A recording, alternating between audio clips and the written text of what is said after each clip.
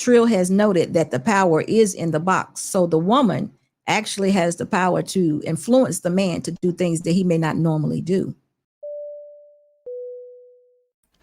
So this is a panel from Unsolicited Security Boss's channel. And one of the things I really like about her is that she's really balanced. So this is a panel of, she does really good panels. And they're talking here about the power of quote unquote the box. So I'll let you hear it. So with that being said, Trill, how would you advise a woman that wants to be married to pursue a man? Trill AC, who's in the top middle, you should know him if you watch Cruise Season. He's probably about 10 years or so younger than me. So he sees things the way he sees them. And I would say that for what he's about to say, I'm about 99% in agreement with him. But there is one small caveat, and I need to add that. But before I do that, I want you guys to take a listen to him. She has to understand the concept of leverage. Just like with anything else in business, like if I'm majority owner of this company, then it's I can throw my weight around in terms of getting what it is that I want from a man. But women don't, I don't want to say have the wherewithal, because they do know how powerful that thing between their legs are. But again, I think they give it away so freely to where it loses value and even their mind.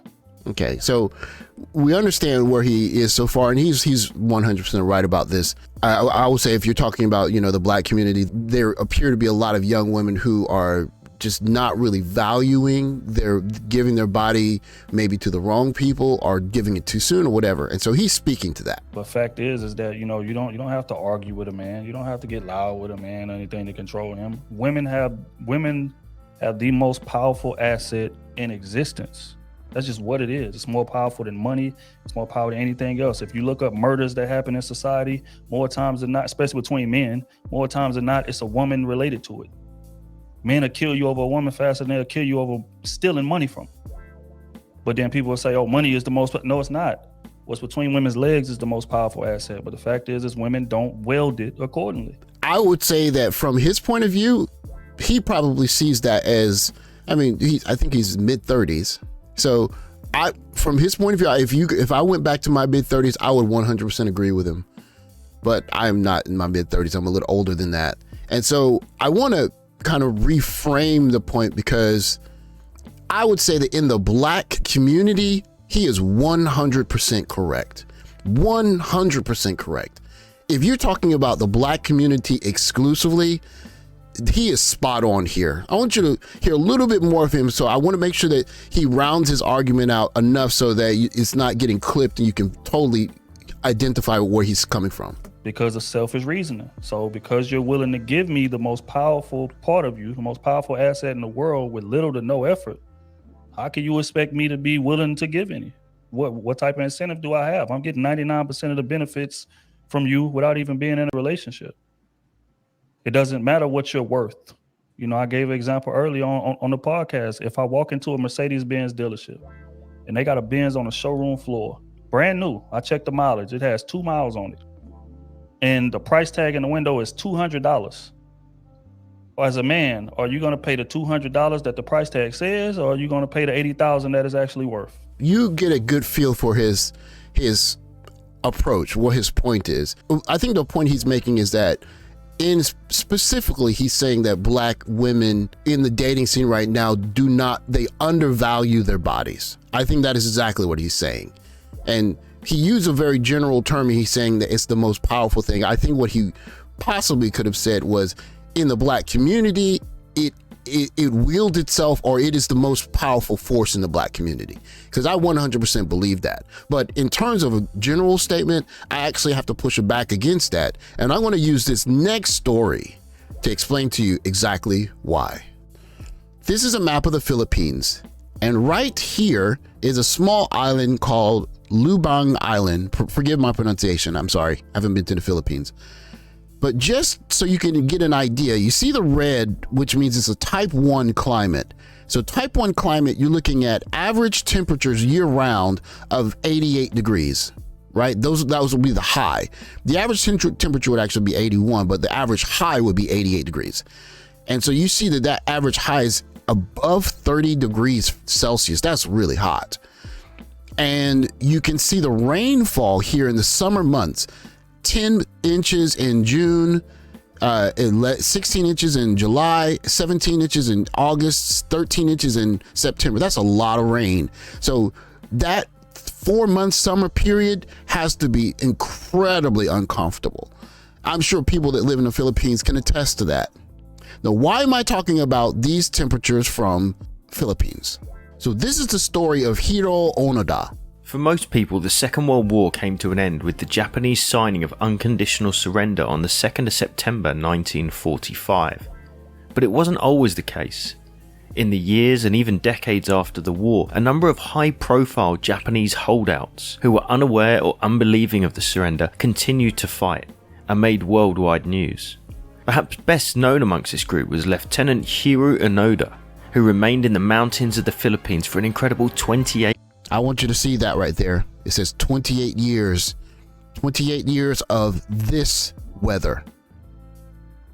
80-degree days with double-digit rainfall in the summer, 4 months out of the year, and he did that for 28 years. 28.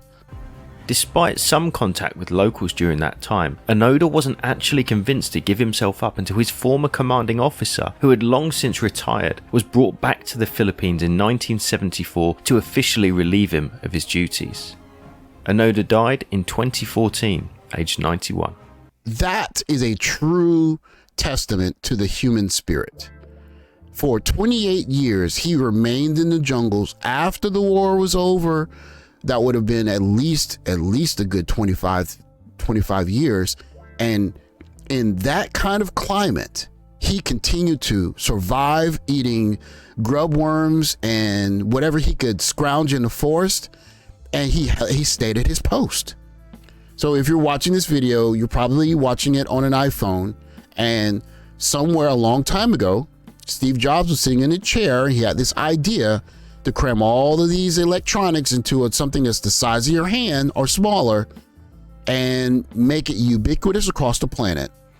You could say the same for Walt Disney, right?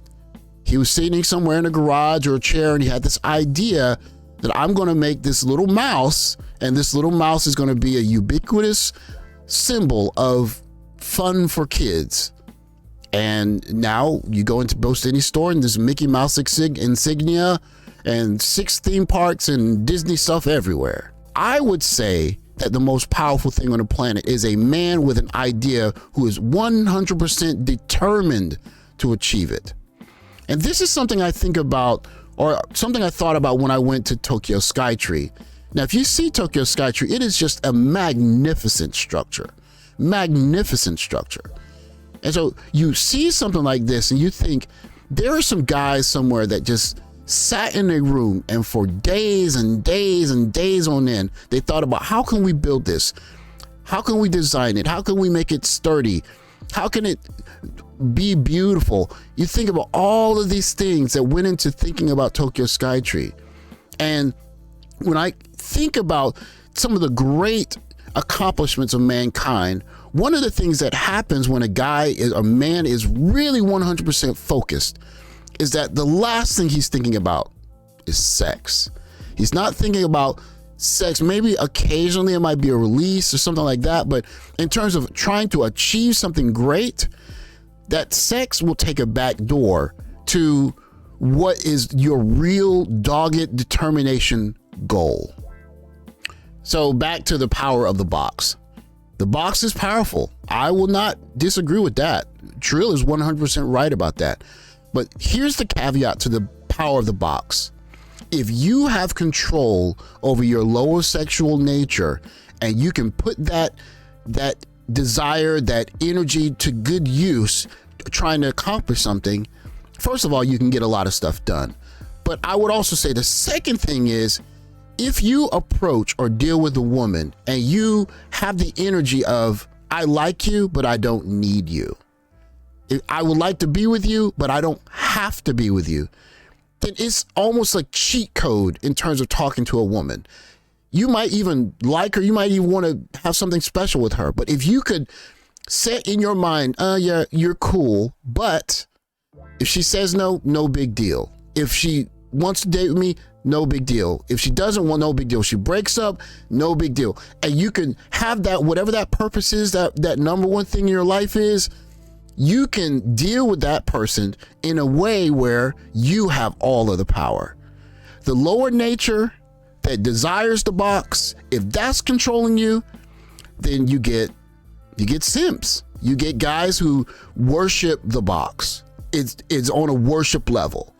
If you are someone who has controlled your lower nature, you say, hey, listen, I like sex, it's great, but I got stuff to do. And if you're going to get in you're going to make me lose time, or you're going to make my life more difficult, hey, I don't need you and I don't need the box.